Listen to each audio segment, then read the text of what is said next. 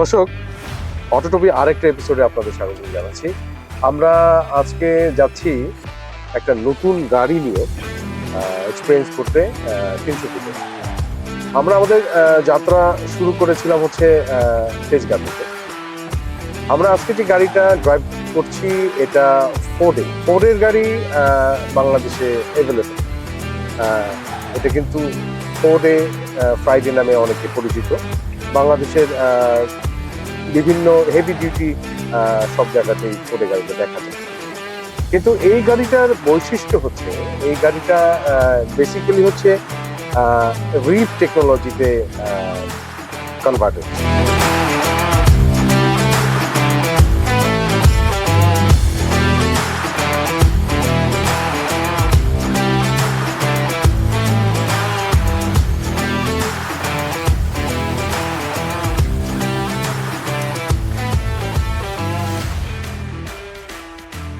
আমরা আজকে যে গাড়িটা ড্রাইভ করছি এটা রিভ টেকনোলজির একটি গাড়ি।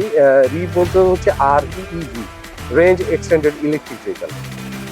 রেঞ্জ এক্সটেন্ডেড ইলেকট্রিক ভেহিকল এটাকে কেন বলা হচ্ছে? রেঞ্জ এক্সটেন্ডেড ইলেকট্রিক ভেহিকল বলার কারণটা হচ্ছে এই গাড়িটি আপনার ডুয়েল মুডে চালানো সম্ভব।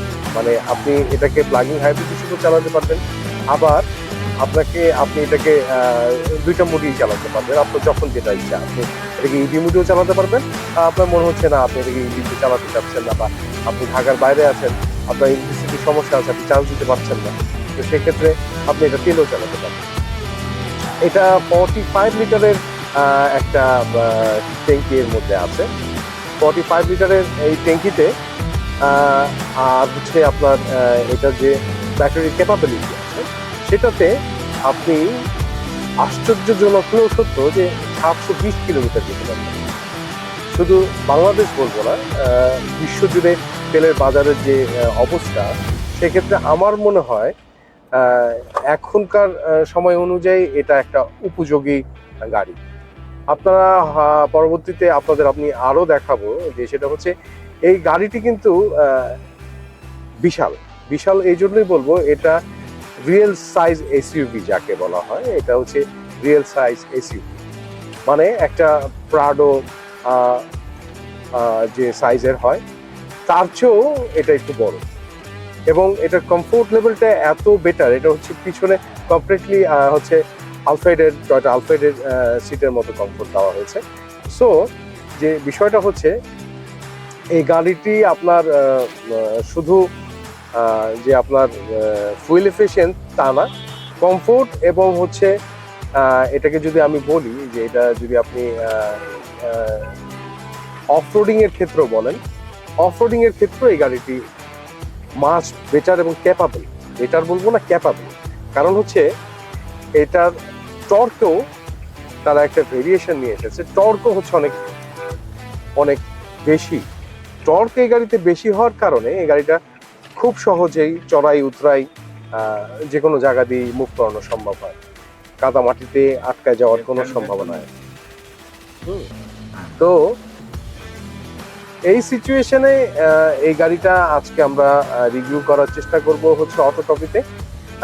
এটার আরও ডিটেলিংয়ে যাব, এবং সবচেয়ে বড় যে বিষয়টা হচ্ছে এটা কিন্তু ব্র্যান্ড নিউ গাড়ি, এবং এই ব্র্যান্ড নিউ গাড়ির ক্ষেত্রে যে বিষয়টা হয় যে সাধারণত এই রেঞ্জের এই গাড়িগুলো আসলে কোটির উপরে চলে যায়।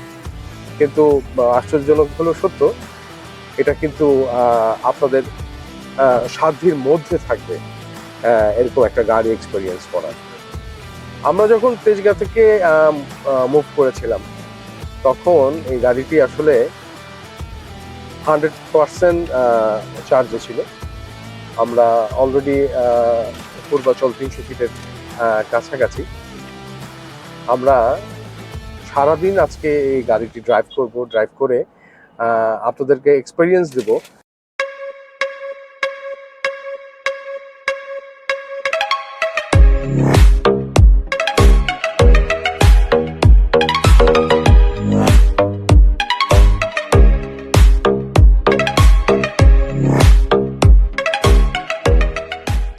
আপনারা যদি নাইট লুকে গাড়িটাতে দেখতে চান, নাইট লুকটা মোটামুটি রিভিলড হয়েছে বলে আমার মনে হচ্ছে।